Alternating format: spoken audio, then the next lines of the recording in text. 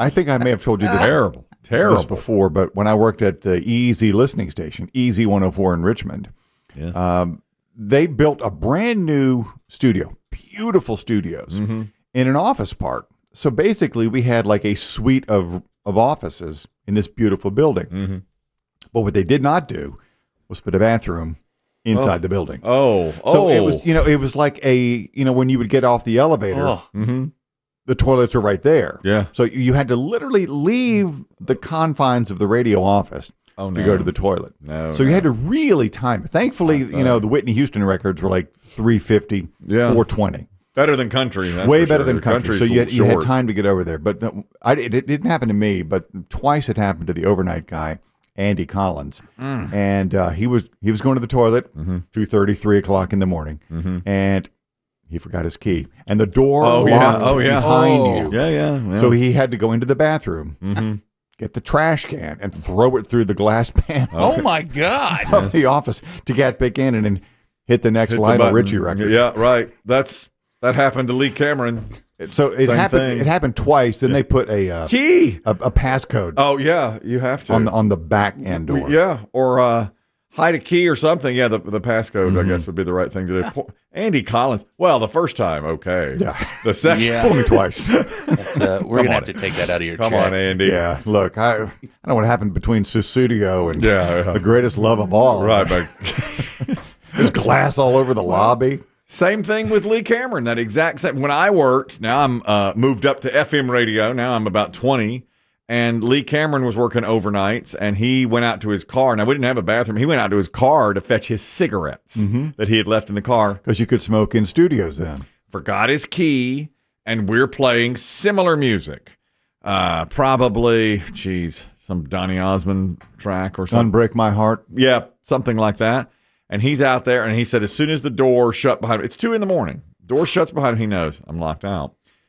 He refused to have dead air on our air. Now, Lee Cameron, he wore a suit and tie for the overnight, okay? I've told you about him before. His voice, all business. 107.5. That was our frequency. And he was all business. Had his highlighters out, always. And so he went out to the car, locked out, getting the cigarettes. He looked around and found like a giant boulder that was out there for decoration purposes and threw it through an enormous plate glass window. Climbed back in, didn't have a drop of dead air. Later, the program director said, Lee, it's 3 a.m. You could have, he could have driven to we had a service station, convenience store a minute away. He's like, drive to the convenience store. Oh, well, he didn't have his key. But they said, walk to the convenience store, take 20 minutes of dead air, call somebody to come here, take an hour of dead air at 3 a.m. The morning dude will show up eventually. Eventually, he's going to get there. And you can have dead air and be okay. Lee Cameron said, not on my watch. He's a businessman. That plate glass window costs $1,000. Oh, yeah. I mean, that's not cheap. That's a big, probably more. I mean, that's a big window. God. Lee Cameron said, we don't have dead air on my watch. That's World Radio. So the kids today, Biggie, your peer group and below will never know that. You won't know it. No, there's no way. Biggie witnessed BB Shea and myself recording the Modern Day radio show, the podcast yesterday. And he's got a warning for me on that podcast, which drops now. Okay, it's probably dropped already. BB Shea challenged me to do something that he said he always has wanted to dunk a basketball. And I said, well, there was a time in my life I could, just very briefly, I could dunk a basketball. And he said, I bet you could do it today. BB Shea said this. And I said, well, maybe I can get out there and do it. Now, Biggie witnessed this. BB Shea said, I think you should do it by next time we're on. I think next time we're on. He goes, I think you should work up to it or give it a month, whatever. Get back out there and dunk a basketball. So I was feeling pretty good about myself. I was like, okay, maybe I could do this. Now I walk in today and Biggie said, don't let him juice you up into trying this. It's slowly becoming one of my favorite things is to sit here while you all do your podcast and just overhear a little bit of it. And he is really trying to gas you up to do things that's right. that will get you hurt. That's right. Like not injured, hurt. Like you won't be out for a week. Yeah. Like we're talking about if you try to dunk a basketball, I mean, all I picture is when you see these guys like whose knees just go out as they land, and just you've just torn everything. You didn't tear one thing, everything. Yeah. And I mean, but the thing is, it's all BB Shea just trying to gas you up to do things. And I started to realize, because he tries to do it to me, and I just bat him away. Yeah, I take that challenge. You're like, oh yeah, yesterday I hear you, I could do it, and I'm like, oh, this is it. This is bad. He's going to really try to do it. Dunk a basketball. Yeah. But I think BB Shea was the guy in school who got like the dumb kids to do stuff. Like he was the one that was like, hey man, you should pants the teacher. Yeah. No, I'll get suspended. No man, trust me, it'd be hilarious. I'm the dumb kid. I've always done that. You're going to eat glue. That's right. I've always been the dumb kid who will do what you tell me to do. And he's the guy who got the people to do it and then just faded away. Yes. Because nobody blamed him. Yes. But I've heard a few of these podcasts now as you're recording them, and about once through it, he challenges you to do something that I'm like, no, he should not do that. You're right. I mean, usually he'll say, watch such and such a movie, and you'll say, I will, and then you won't. Now no consequences now there. It's physical. It took everything I had not to swing open my office door and be like, do not do that. Do not do that. Do not listen to him. I'll break a femur. If I try to do something like that. Bone will come through skin. Can't have that. Or you ever see like when somebody holds on to something a little too long and then they land flat on their back? Oh yeah. Oh God. You break your back. You swing, and then you land. Oh yes, I've seen that. Oh, that would be terrible.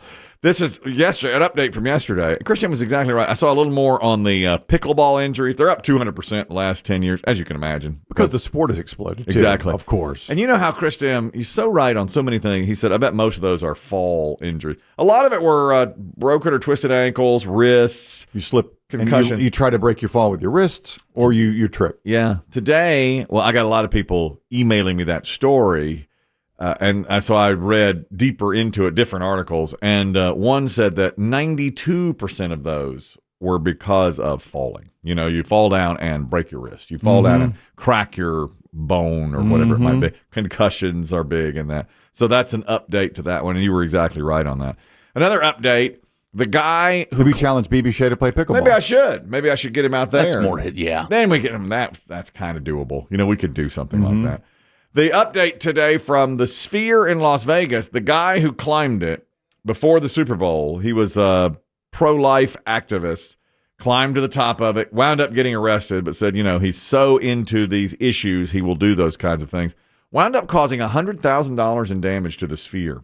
Wow. Because the lights are so sensitive and the way it's wired are so sensitive that you can do damage to it, and they're so expensive to replace each individual light. And he broke several of them. So it's $100,000 that wound up being. Well, it was working the next day. Yeah, they got it. It was working the night of the Super Bowl. I guess they had to. It's like for Super Bowl, they cut to that thing so often. They had to. Yeah. I wondered, so obviously he didn't scale the entire outside. I guess he got in and got on top of it somehow. Is that right? Yeah, he didn't. My understanding, he didn't scale the outside of it. I thought he did. Maybe you're right. I didn't know. I thought he got in and then found like a panel somehow. I don't know. I just saw him on top. Me too. Yeah. He got there, but even being on it caused $100,000 in damage to it. They should take that right out of his pocket. I don't know if he has it, but they should take it. They should take that right out. It'd be like somebody suing me and asking for that. I'd be like, good luck. Tell me when you find it. You're not going to get it. Exactly. Another update from yesterday's program.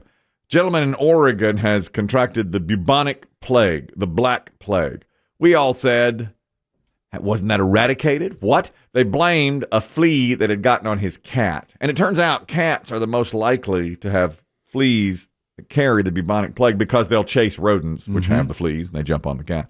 Dave gave us a real lesson in here on bubonic plague.